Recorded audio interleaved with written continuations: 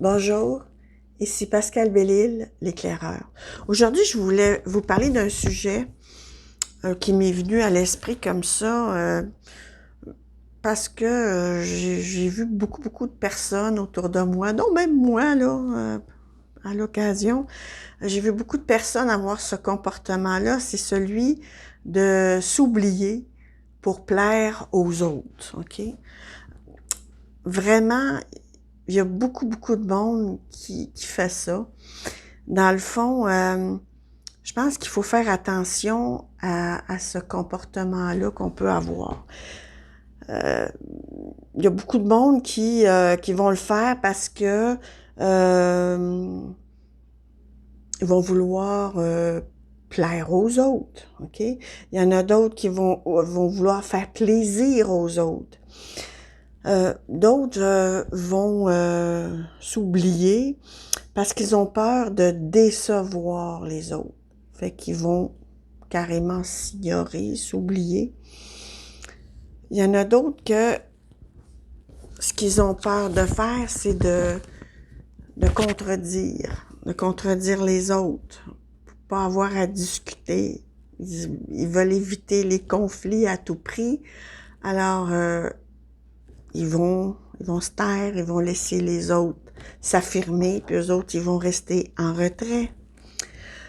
Puis ça vient aussi de beaucoup du fait qu'on a peur de s'affirmer.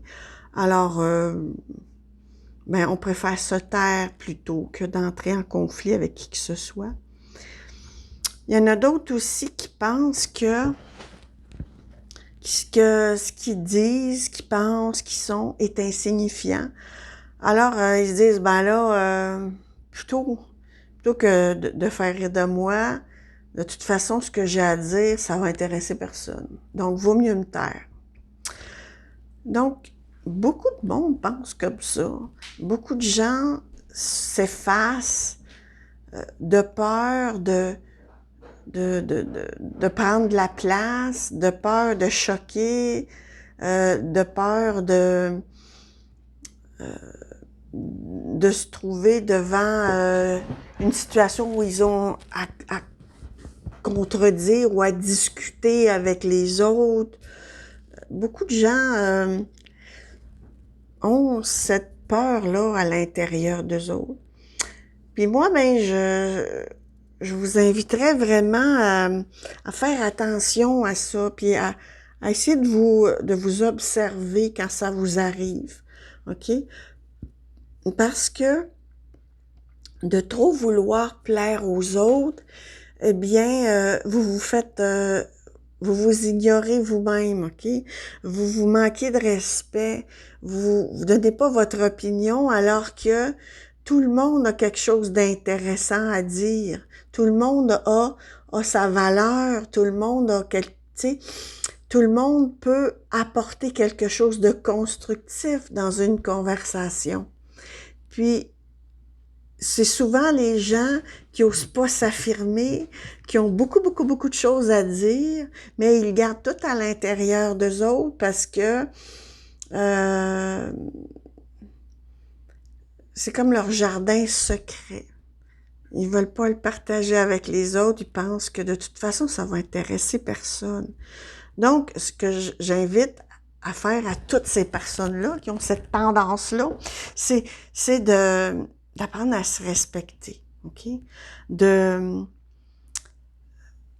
reconnaître votre valeur. C'est important de reconnaître votre valeur. Ce que vous avez à dire, ce que vous pensez, ce que vous faites, c'est intéressant. Ça peut être intéressant. Je veux dire, peut-être que tout le monde va pas s'intéresser à ce que vous dites ou ce que vous faites ou ce que vous êtes, mais il y a des gens qui, eux, n'attendent que ça, vous entendre, puis connaître votre avis, puis d'échanger avec vous, parce que vous avez quelque chose à leur apporter. Donc, ce que je veux dire aussi par là, c'est que,